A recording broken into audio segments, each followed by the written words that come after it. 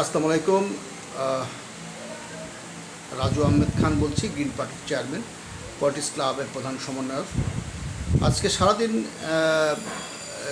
রাস্তা উত্তাল ফিলিস্তিন ইস্যুতে এবং প্যালেস্টাইনে যেভাবে আগ্রাসন হয়েছে ইসরায়েলের, তার নিন্দা জানাতে মানুষ খুবই বিক্ষোভে ফেটে পড়ছে। এই মাঝ দুপুরে চৌচির গগন রোদ্দুর, এর মধ্যে স্টুডেন্ট, তারপর আমজনতা, সাধারণ মানুষ, রাজনৈতিক দলের মানুষ, নেতা নেতৃবৃন্দ এবং মানবাধিকার কর্মী সহ সবাই।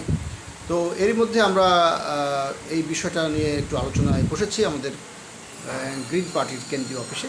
আজকে আমার সঙ্গে কথা বলবেন গ্রিন পার্টির কেন্দ্রীয় নেত্রী, নারী নেত্রী, সাহিত্য সংস্কৃতি সমন্বয়ক এলিজা রহমান। এলিজা রহমান, আপনি কেমন আছেন? আসসালামু আলাইকুম। রাস্তায় কি অবস্থা দেখে আসলেন? আলহামদুলিল্লাহ ভালো আছি। ব্যাপক মানুষের সমাগম দেখলেন? হ্যাঁ, রাস্তায় তো সকাল থেকেই অনেক লোকজন এবং সবার হাতেই পতাকা, দেশীয় পতাকা, হয়তো ফিলিস্তিনের পতাকা, এবং অনেকে অনেক ধরনের পতাকা নিয়ে, বেশিরভাগই যারা তাদের ভাষায় তৌহিদি জনতা, কিন্তু বেশিরভাগই যারা আপনার এই ধরনের মানে ইসলামিক দলের লোকেরা নেমেছে।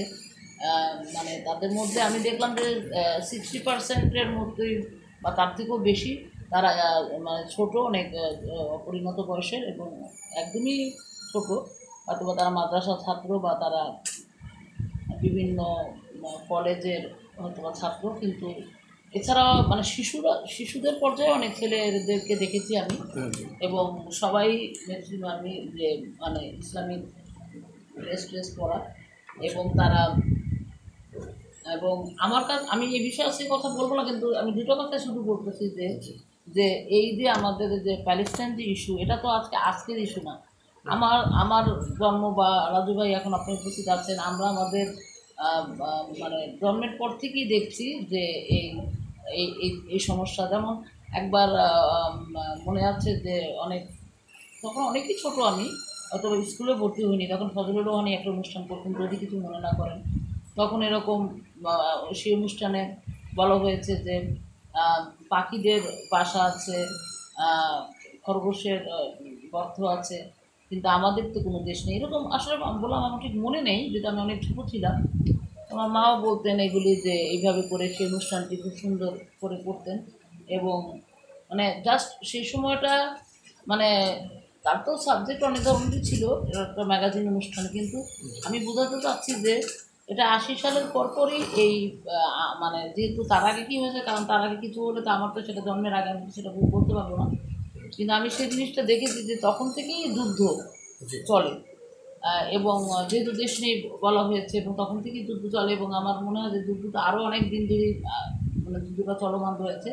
এবং আজকের যেভাবে একজন একটা আলোচনায় বলছিলেন যে ইয়াসির আরাফাতকে নৃশংসভাবে হত্যা করা হয়েছে, এবং আরও অনেক ইসলামিক নেতাদেরকে হত্যা করা হচ্ছে, কিন্তু তারা তো প্যালেস্টাইনের সাথে সংশ্লিষ্ট না, কারণ ইয়াসির আরাফাত যেহেতু প্যালেস্টাইন লিবারেশন ফোর্সের প্রধান ছিলেন।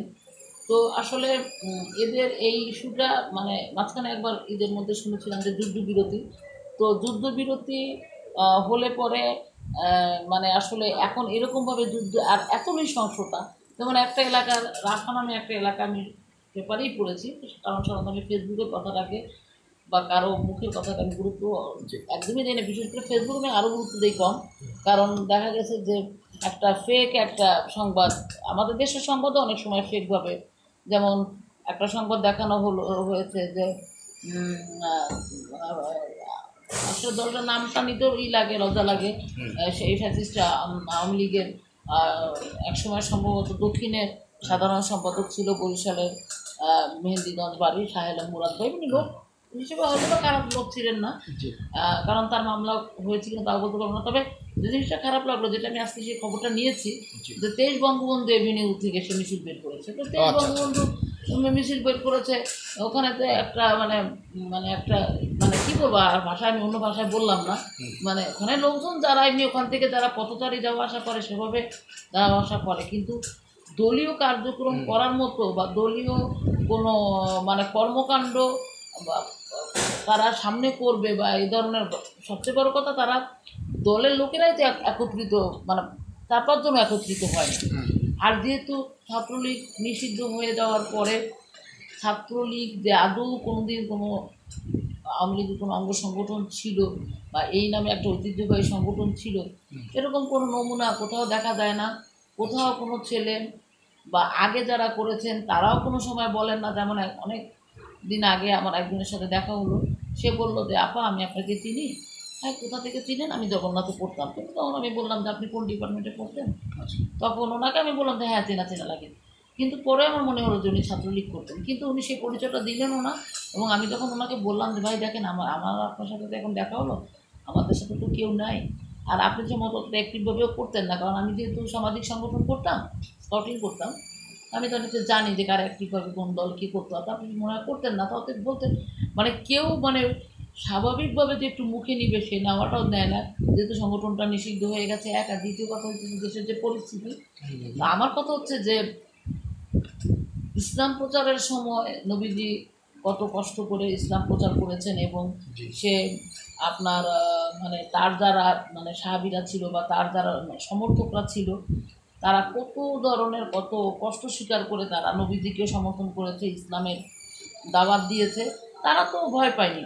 আসলে সেটা সেই আমলে লোকেরা ছিল অন্যরকম, বা তাদের তাদের মনোভাবও ছিল, যেহেতু তারা স্বয়ং আমাদের প্রিয় নবী মুহাম্মদ সাল্লাল্লাহু আলাইহি ওয়াসাল্লামের তারা সহচর ছিল, তাদের একটা অন্যরকম সাহস, অন্যরকম একটা তাদের প্রজ্ঞা বা তাদের মধ্যে একটা সততা কাজ করতো। কিন্তু তারপরও আমি একটা জিনিস করেছি, এমন না যে না ঠিক আছে যে এটা নিষিদ্ধ হয়েছে, কিন্তু তখন মানে এমন না যে তারা করেছে দেখে তাদেরকে তো, হ্যাঁ অনেকে হামলার শিকার হয়েছে, কিন্তু কেউ এটা বলতে দেয় না। ওরা সোজা কথা, আওয়ামী লীগও যে কেউ করেছে সাধারণ মানুষের মধ্যে বা কোনো কর্মী সমর্থকও বলতে চায় না। এবং পুরাই একটা মানে মনে হবে জানি এরা মনে হয় ভিন্ন গ্রহের বাসিন্দা ছিল, ভিন্ন গ্রহ থেকে এসেছে। আমি সেটা বলতে পারছি না জিনিসটা এভাবে। আর এটা তাছাড়া যে বিকল্প কিছু হলেও যে কিছু ভালো হবে তা না, কিন্তু তারপরেও মানে এদের মানে আচরণটা, তার মানে যে তারা যে আসলে অন্যায় করেছে সেই অন্যায়টা তারা কিন্তু মানে অনেক ক্ষেত্রেই তারা স্বীকার করে, মানে মনের থেকে তারা মানে বুঝতে পেরেছে, তাদের কিছুটা বোধোদয় হয়েছে যে আসলে আমরা অন্যায় করেছি, আমরা কীভাবে আমাদের দলের নামটা বলবো। তো সেইটাই বলতে চাচ্ছি যে আসলে এই মানে পাপ বাপকেও ছাড়ে না। অতএব এই তাদের যে তাদের উপরে যে ধরনের মানে হুমকি ছিল বা এখনও আছে, বা বিভিন্ন জায়গায় তাদের যে এখনও হয়রানি হচ্ছে, তারাও এক সময় হয়রানি করেছে মানুষকে, বা বিভিন্ন রকম তারা তাদের সাথে আহ, দলের উপরিমহল থেকেও বিভিন্ন রকম সিদ্ধান্ত ছিল। এবং তারাও নিজেদের মানে ক্ষমতা দেখিয়েছে, অনেকে যার ক্ষমতা নেই তার থেকেও বেশি ক্ষমতা দেখিয়েছে। তো সেটার ফলই তারা এখন ভোগ করছে।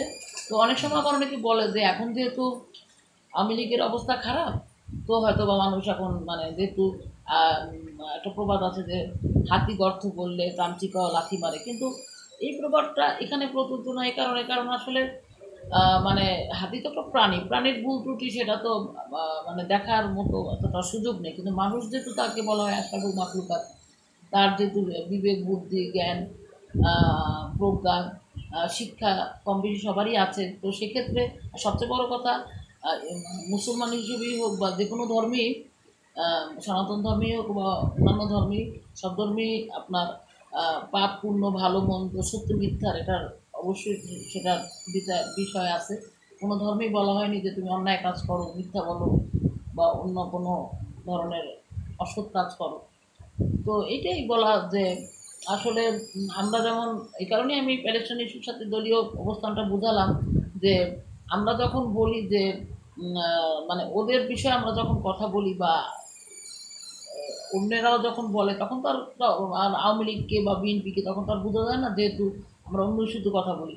তখন আমরা মনে করি যে হারে আমরা ওদের জন্য খুব দয়া দেখাচ্ছি, কিন্তু আসলে আমাদের ক্ষুদ্র একটি দেশ, এই দেশের এই আন্দোলন সংগ্রাম, এই মানে এই যে আমরা এত সময় ব্যয় করতেছি বা এত লোকজন নিয়ে আমরা একত্রিত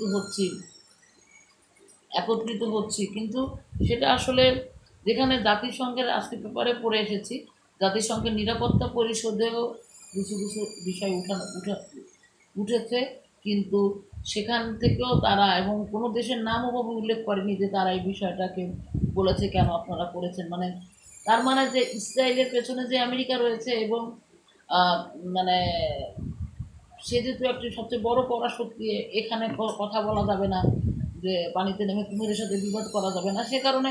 কিন্তু যেমন আমাদের দেশে ছোটোখাটো কোনো ব্যাপার হলে আমার মনে হয় যে আমাদের দেশে এই যে 5ই আগস্টের সময় যে বড় যে ঘটনাটি ঘটলো, তারও ছাড়াও তো পৃথিবীতে অনেক দেশে বা পাকিস্তানের মতো দেশে আত্মঘাতী বোমা হামলা হয়, মসজিদে গিয়ে আত্মঘাতী হামলা হয় একটা ইসলাম মানে মুসলিম প্রধান দেশ তারা।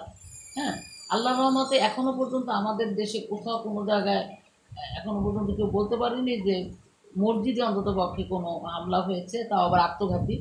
এবং আল্লাহর রহমতে আমাদের দেশে অনেক সময় অনেককে বলা হয় যে অমুকে হয়তো বা অমুকে একটা ইসলামিক দলের লোক, তাহলে তারা বোধহয় এইভাবে ষড়যন্ত্র করতেছে বা, কিন্তু ওই পর্যন্তই, এরকম কোনো প্রমাণ ইভেন এখানে বলা ঠিক হবে কিনা আমি জানি না, তারপর শুধু একটা নামই বলতেছি।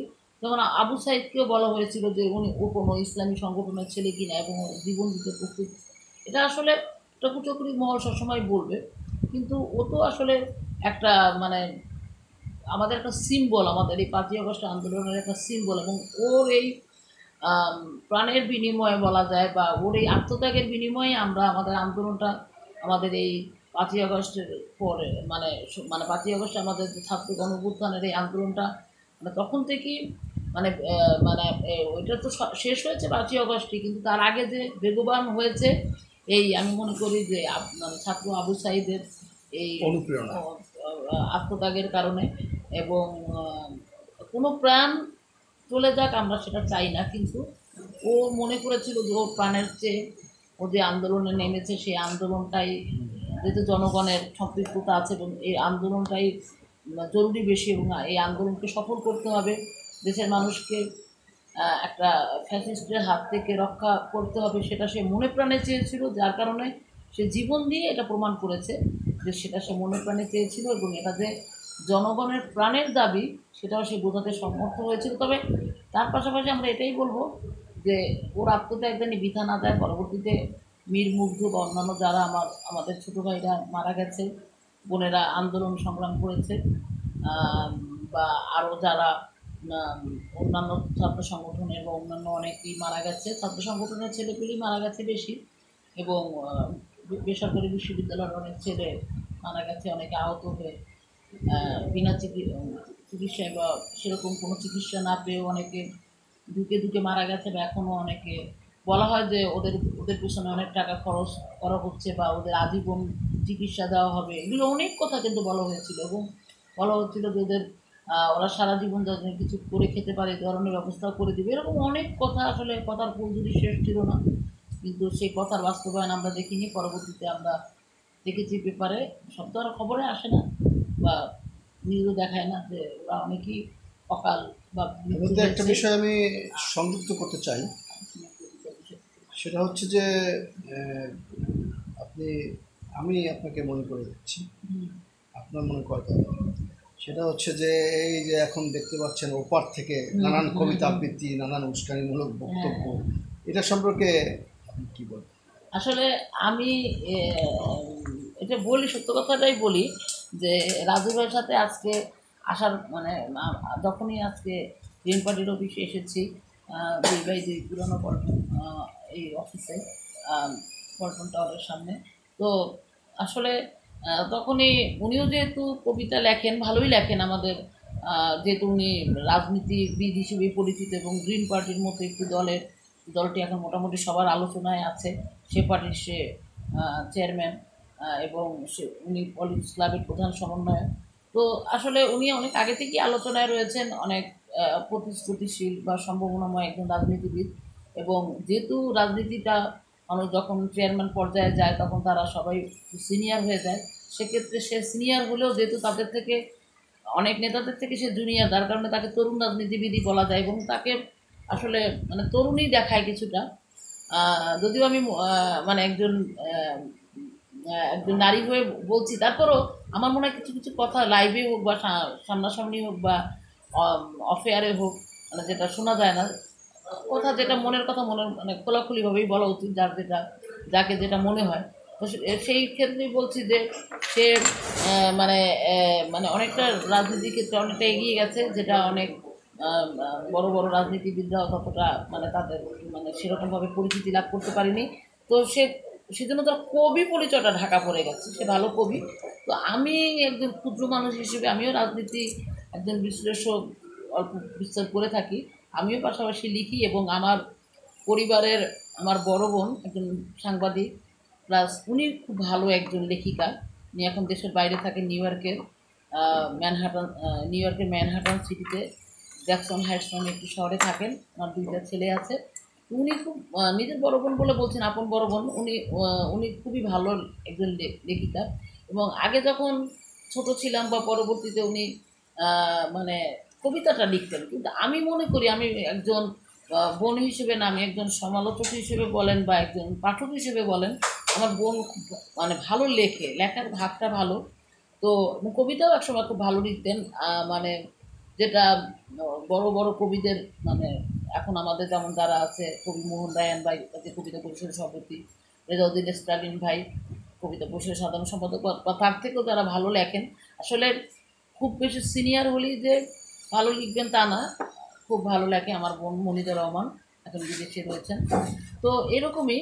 তো তারই আসলে কি লেখার জিনিসটা আমি মনে করি গড গিফটেড।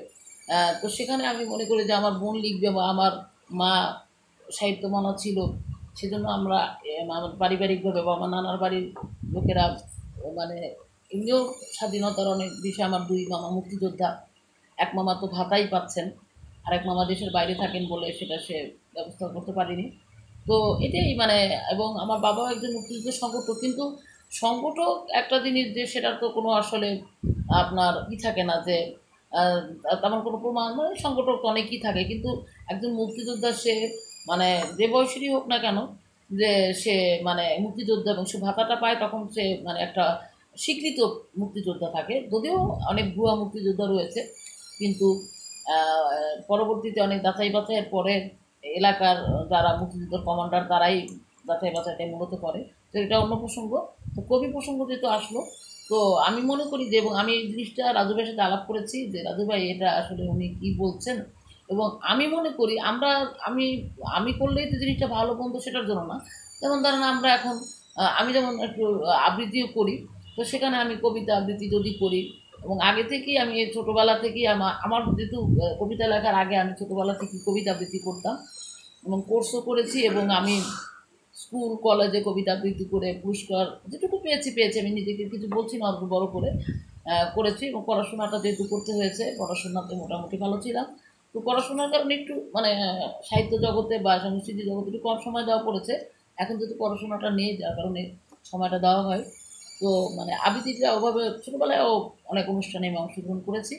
তো আমরা হয়তো বা কোনো জায়গায় যেহেতু ছোটোবেলায় করেছি দেখে বড় হয়ে অনেক সময় ওই জিনিসটা যদি বড়দের সাথে নাও দেয়, তাও যেমন আমাকে অনেক সময় বলে যে অমুক কবিতাটা ওই অমুক ছড়াটা বলো, অমুকটা বলো বা জানো কি না।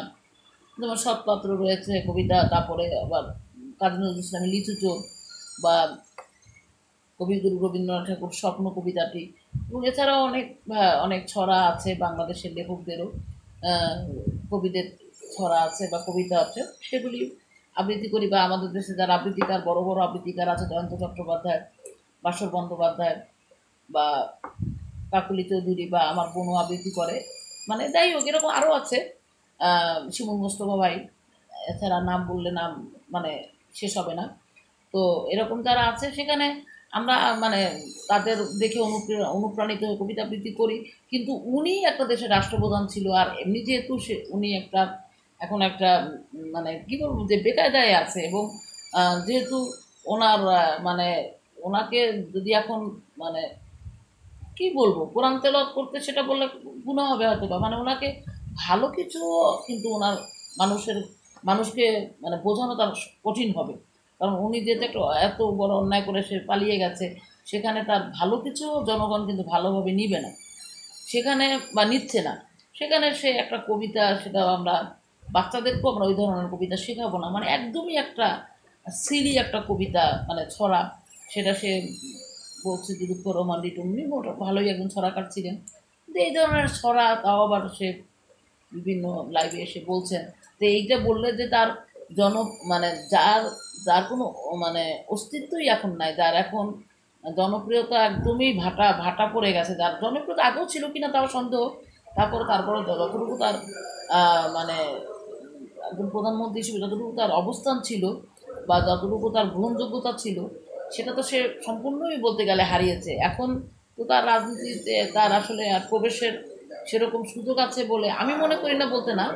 এখন অনেকেই, কারণ আমরা তো একসময় তার খুব বিরোধিতা করেছি তাও না, মানে আমি ব্যক্তিগতভাবে, কিন্তু তারপরও উনি যে যে অভিযুক্ত প্লাস এখন যেভাবে তার অবস্থান রয়েছে বা ভারতে সে পালিয়ে আছে, এবং এদেশের জনগণও চায় যে উনি এসে আহ, আইনের আইনের হাতে মানে কাছে এসে ধরা দিক, কিন্তু উনি সেটা না করে ওনার ওনার প্রতি জনগণ যেটা চাচ্ছে, ওনার যেটা করা উচিত সেটা না করে উনি যদি এখানে লাইভে এসে ছড়া আবৃত্তি করে, আমি মনে করি, এই জন্য আমি বলেছি যে প্যালেস্টাইন ইস্যু যেহেতু সেটা আমাদের ইস্যু না, হ্যাঁ, এটা মানে সেখানে ও মানে মানে এত ঘটনা ঘটে যাওয়ার পরে, যেমন আরেকটা প্যালেস্টাইনের একটা ব্যাপার বলতে ভুলে গেছি, যে একটা জায়গায় প্রায় 15-20 জন নিরাপত্তা কর্মী প্লাস প্রতিরক্ষার দায়িত্বে এবং জাতিসংঘের প্রতিনিধি সহ 15-20 জন একটা অ্যাম্বুলেন্সের থাকা অবস্থায় তাদের প্রতি গুলি বর্ষণ করা হয়েছে, তারা সবাই মারা গেছে। এবং ওখানে একজন প্যারামেডিক এটাকে ভিডিও করে রেখেছেন, এবং সে প্যারামেডিকও পরবর্তীতে মারা গেছে। সেই ভিডিওটা জাতিসংঘ মানে এটা তাদের হাতে এসে পড়েছে, তারা সেটা দেখিয়েছে, কিন্তু তারপরও কার কী প্রতিক্রিয়া হয়েছে সেটা বলা হয়নি। যে বললাম যে যুদ্ধটা আমরা ছোটোবেলা থেকেই জানি যুদ্ধ চলছে, সেই যুদ্ধটা নিয়ে এখন হয়তো একটু মাত্রা বেশি, এই জন্য জনগণ নামছে, কিন্তু আমাদের নামা কেন? আমার কথা এই একটাই কথা, যেটা হচ্ছে যে যারা নামলে, যারা আলোচনায় বসলে একটা যুদ্ধবিরতি প্রস্তাব বা এরকম নৃশংসভাবে, বিশেষ করে শিশুদের উপর হামলা চলছে, শোনা যাচ্ছে যে প্রতিদিনই নাকি 100 জন করে শিশু মারা যায়। আসলে এই জন্যে আমার এত স্পর্শকাতর লাগে, যে কারণে আমি মানে আমার কথা হচ্ছে, আমি যদি শুধু শুনতাম তাহলে এতটা খারাপ লাগতো না, কিন্তু ছবিগুলিতে আমি দেখি দৃশ্যমানভাবে, আমি এগুলি এখন সহ্য করতে পারি না, কারণ আমি শিশুদের ভালোবাসি যেহেতু, এবং মানে আমার মানে প্রত্যেকেরই আসলে শিশুদের ভালোবাসা উচিত। তো এটাই কথা, এবং আমি সর্বশেষ এই দুই একটা কথাই বলবো যে উনি ওনার যতটুকু এখনো পর্যন্ত গ্রহণযোগ্যতা সমাজে বা রাষ্ট্রে রয়েছে, আমাদের ফ্যাসিস্ট মানে সেই হাসিনা, তার এইটুকু বজায় রাখার জন্য প্রত্যেকটা মানুষেরই একটা আত্মসম্মান রয়েছে, একটা সামাজিক একটা অবস্থান রয়েছে, সেটা যদি কিছুটা বিবেচনা করেন তাহলে ওনার এরকম গরু বসে এতদিন উনি উস্কানিমূলক বিভিন্ন রকম মন্তব্য করেছে, বিভিন্ন রকম ফোনালাপ করেছে, কিন্তু সেগুলি মানে করেছেন, কিন্তু পাশাপাশি উনি এই ধরনের, অন্ততপক্ষে এই ধরনের ছড়া, সবজির দাম কম, এই ধরনের ছড়া ওনার মুখে মানায় না। হ্যাঁ, তো এটাই বলবো, এবং এটাই বলবো, এবং আমি আরও বলবো যে আরেকটা কথা বলবো, যে হচ্ছে যে ওনাকে জানি খুব দ্রুত বিচারের আওতায় আনা যায়, এবং এবং আমার মনে হয় তাহলে তার এই ধরনের কবিতা আবৃত্তি করা বা ছড়া বলা, তার উনি মনে করছেন যে উনি আসলে কিছুই করেননি, কারণ উনি বলেন আমি কি বলেছি, হ্যাঁ, এ ধরনের বিভিন্ন রকম মন্তব্য করে, যে উনি এখনও পর্যন্ত অনুধাবন করতে পারেননি যে উনি আসলে কী অপরাধ করেছেন বা কী অপরাধের শাস্তি উনি এখনও মানে জনগণের শাস্তিটা উনি ভোগ করছেন, পরবর্তীতে তো আইনের শাস্তি রয়েছে, ওটাই বলবো। আর আবারও বলবো যে উনি যে হাতি গর্তে পরে তান্ত্রিকা লাথি মারে সেটা না, আসলেই উনি একটা অপরাধ করেছে, অন্যায় করেছেন, এবং আমার মনে হয় যে পরবর্তীতে এই দলটি যদি রাজনীতি করতেও পারে, ওনার তো আসলে রাজনীতি করার আর সুযোগ থাকবে না, যেহেতু উনি এত অপরাধ করেছেন, এগুলি যদি কম বেশি সাজা হয় তাহলে তো তার সে একজন বয়স্ক মানুষ, সে কবেই সাজা ভোগ করবে, আর কবেই আবার রাষ্ট্র মানে আর কোনো আর কোনো তার দলের কোনো দায়িত্ব সে নিতে পারবে। তো যাই হোক, আমি এটা বলবো যে একজন মানে রাজনীতিক ক্ষুদ্র একজন বিশ্লেষক হিসেবে, যে উনি ওনার দল যদি কোনোভাবে রাজনীতি করতে পারেও, তাও আমার মনে হয় যে তার সুযোগও থাকবে না, আর সুযোগ যদি তার থাকেও, আমার মতে যেহেতু সে এমন অন্যায় করেছে এবং সে তো কোনো তার অন্যায়, তার কোনো অনুশোচনা নেই। তো যার অনুশোচনা নেই তাকে আর কি কোন দায়িত্ব তাকে দেওয়া যাবে? এবং জনগণও তার দায়িত্ব নিলে ওই তার কিছু মানে অন্ধ কিছু সমর্থক রয়েছে, সেটা দিয়ে তো আর একটা মানে চলবে না। এবং ওইরকম অন্ধ সমর্থক একটা দেশের জন্য অত্যন্ত ক্ষতিকর, এবং পরবর্তীতে এরা দেশকে আরও অন্ধকারের দিকে নিয়ে যাবে। কারণ জঙ্গি বলা হয় বা যেটাই বলা, আসলে কি যে কিছু জিনিস মানে মানে অন্যকে মানে বলতে যে এখন নিজেদের পরিস্থিতি হয়ে গেছে এরকম অবস্থা, যেহেতু তাদের মানে অস্তিত্বকে স্বীকার করতেছে না, অতএব তারা যেহেতু আত্মগোপনে আছে, তো সেই কিছুটা জঙ্গির মতোই অবস্থা। তো অতএব অন্যদেরকে যেমন বলেছে সেই জিনিসটা তাদের দিকেই বুমেরাং হয়ে ফিরে এসেছে। তো মনে করি যে দেশকে আর অস্থিতিশীলতার দিকে নেবেন না দয়া করে। এবং আপনার মধ্যে যদি সুবুদ্ধির উদয় হোক, এবং আপনি আপনি দেশের যদি একজন প্রধানমন্ত্রী ছিলেন, একটা দায়িত্বশীল পদে ছিলেন, আপনার সেটা ভাবা উচিত। এবং এটাও বোঝা উচিত যে আপনার বয়সটা আসলে কীরকম অবস্থায় আছে সেটা বিবেচনা করে, এবং জনগণের জনগণ এ ধরনের মানে ছেলে মানুষই জনগণ পছন্দ করছে না, এবং এটা তা আপনার করাও ঠিক হবে না। আপনার আবারও বলছি, আপনার যতটুকু গ্রহণযোগ্যতা বা যতটুকু সামাজিক অবস্থান ছিল অতটুকু আপনি নষ্ট করেন না, এই বলে আমার কথা শেষ করছি। সকলকে ধন্যবাদ। এবং আবারও বলছি যে প্যালেস্টাইনের এই ইস্যু যারা নেতৃস্থানীয় রয়েছে, যারা আলোচনা করলে যারা যারা নীতি নির্ধারণী পর্যায়ে আছে, তারা সেই জিনিসটা নিয়ে ভাবুক, আলোচনা করুক, যাতে করে একটা যাতে করে একটা সমাধানের পথ আসে, এই বলে আমার কথা শেষ করছি। সকলকে ধন্যবাদ। আমি আবারও গ্রিন পার্টির চেয়ারম্যান এবং পলিটিক্স ক্লাবের প্রধান সমন্বয়ক রাজু আহমেদ খান ভাইকে আমাকে কথা বলার সুযোগ করে দেওয়ার জন্য অসংখ্য ধন্যবাদ, এবং দেশবাসীকে আমার সালাম জানাচ্ছি, এবং দেশে জানি শান্তি শৃঙ্খলা ফিরে আসে, এবং আমাদের অত্যন্ত অত্যন্ত যোগ্য একজন অন্তর্বর্তী সরকারের প্রধান ডক্টর মোহাম্মদ ইউনূস, উনি দেশকে মোটামুটি ভালো দিকে নিয়ে যাচ্ছেন, এবং তার হাতকে শক্তিশালী করার জন্য উনি জানি সঠিকভাবে দেশটা পরিচালনা করেন। ওনার কাজকে নিয়ে অহেতুক সমালোচনা না করে আমরা যাতে করে উনি সঠিকভাবে দেশ পরিচালনা করতে পারে, সেটা মানে যার যার অবস্থান থেকে সেদিকে দৃষ্টিপাত করা উচিত, এই বলে কথা শেষ করছি। ধন্যবাদ সকলকে। আসসালামু আলাইকুম।